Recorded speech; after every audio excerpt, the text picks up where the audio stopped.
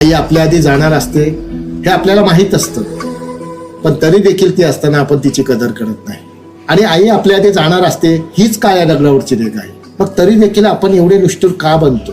का तर तिने आपल्यावर प्रचंड प्रेम केलेलं असतं म्हणून, की तिने आपल्याकडून कुठली अपेक्षा केली नसते म्हणून, की सगळे नाती पारखून घेता येतात पण तिने आपल्याला न पारखताच आपल्यावर जीव आळून टाकलेला असतो म्हणून. जा आणि विचारा त्यांना ज्यांना आई नसते काय असते आई. एखाद्या अनाथ मुलाला विचारा काय असते आई. सासूरवाशीत मुलीला विचारा काय होतं माहेरपण जेव्हा आई होती, सतत मनाला आधार देणारी. जेव्हा ती खसते तेव्हा खसतो आपण.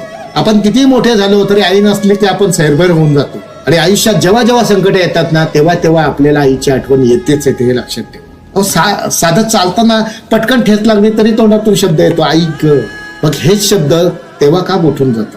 हेच शब्द हेच प्रेम आपण तेव्हा का नाही दाखवत जेव्हा ती जिवंत असते?